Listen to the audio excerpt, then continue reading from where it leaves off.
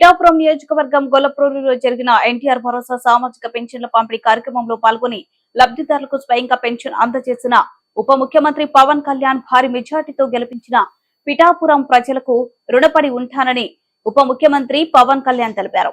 కాకినాడ జిల్లా గొల్లప్రోలులో నిర్వహించిన పింఛన్ల పంపిణీ కార్యక్రమంలో ఆయన పాల్గొన్నారు. పలువురు లబ్ధిదారులకు పెన్షన్లు అందజేసిన అనంతరం మాట్లాడారు.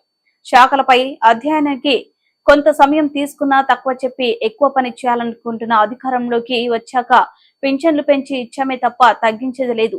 రాష్ట్రానికి సంక్షేమంతో పాటు అభివృద్ధి కావాలి. గత ప్రభుత్వంలో పంచాయతీ నిధులు ఎటు వెళ్లాయో తెలియట్లేదు. 100 కోట్ల రూపాయలతో ఋషికొండలో ప్యాలెస్ కట్టుకున్నారు. అవే నిధులు ఉపయోగిస్తే కొంత అభివృద్ధి జరిగేది. నా వైపు నుంచి ఎలాంటి అవినీతి ఉండదు. పర్యావరణ శాఖను బలోపేతం చేస్తాం. శ్రీనివాస్ గారికి హృదయపూర్వక నమస్కారాలు. కాకినాడ రూరల్ ఎమ్మెల్యేన పంతం నానాజీ గారికి కూడా హృదయపూర్వక నమస్కారం. ఈ పెన్షన్ల పంపిణీ కార్యక్రమానికి ఇంత బందోబస్తు నిర్వహిస్తున్న పోలీస్ అధికారులందరికీ, ఎస్పీ గారికి అందరికీ నా హృదయపూర్వక ధన్యవాదాలు, నమస్కారాలు. ఎలక్షన్స్ అయిపోయి రిజల్ట్స్ వచ్చిన తర్వాత ఇదే మొదటి నా విజిట్. ఇది ఇందాక కృష్ణదాస్ గారు మాట్లాడుతూ ఉంటే ఎలక్షన్ రిజల్ట్స్ వచ్చినప్పటి నుంచి ఇప్పటిదాకా రాలేదు అని, అది పోయింది అంటే నేను ఒకటే పెట్టుకున్నాను. ఎలక్షన్లు గెలిచిన తర్వాత నాకు లోపల నుంచి ఏముందంటే నాకు ఊరేగింపులు చేసుకోవడం నాకు ఇష్టం లేదు. నాకు పనిలోకి వెళ్ళాలనుకున్నాను. ముందు కృతజ్ఞతని ఎలా చెప్పగలను? ఈరోజు వచ్చి పెన్షన్లు ఇచ్చి నేను కృతజ్ఞత చెప్పుకోగలను. ఎందుకంటే నేను ఒకటి పెట్టుకుంది ఏంటంటే, ఒక సభ పెట్టాలి అంటే చాలా శ్రమ అవసరం అవుతుంది. ఒకసారి పోలీస్ శాఖ నలిగిపోతూ ఉంటారు. చాలా వనరులు, మానవ వనరుల దగ్గర నుంచి అన్ని రకాల వనరులు చాలా అత్యవసరం అయితే తప్ప అది ముందుకు తీసుకెళ్ళకూడదని అనుకుంటాను.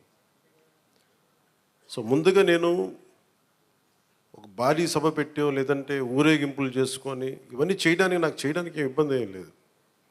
కానీ చేస్తే చాలా విలువైన మీకోసం పనిచేసే సమయం పోతుంది. పైగా నేను తీసుకున్నవి చాలా కీలకమైన శాఖలు: పంచాయతీరాజ్ శాఖ,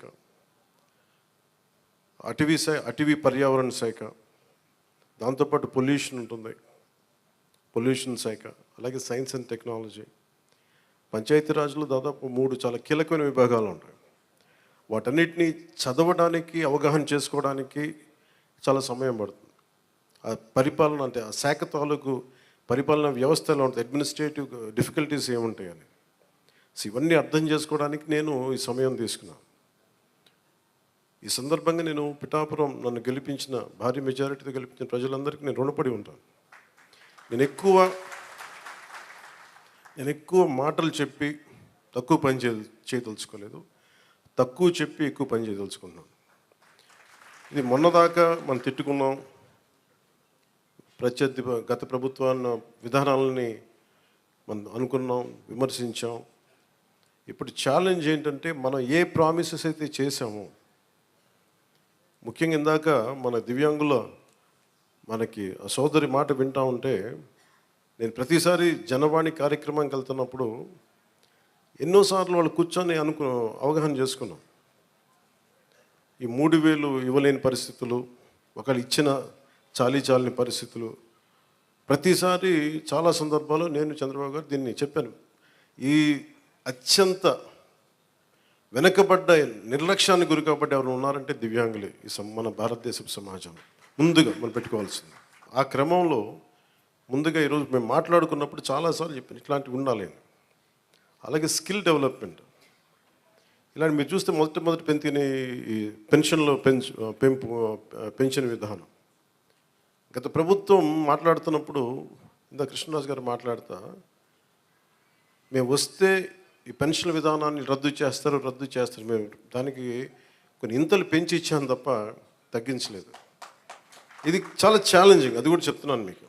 మనకి ఏదైతే ఇవ్వాలో వెల్ఫేర్ స్కీమ్స్ ఇవ్వాలి, ఖచ్చితంగా వెల్ఫేర్ స్కీమ్ చాలా ఎసెన్షియల్. కానీ దాంతోపాటు అభివృద్ధి కూడా కావాలి. ఈరోజు నేను పంచాయతీరాజ్ శాఖ లెక్కలు చూస్తూ ఉంటే అసలు అడ్డగోలుగా నిధుల్ని అటు ఎటులిపినే తెలియట్లేదు.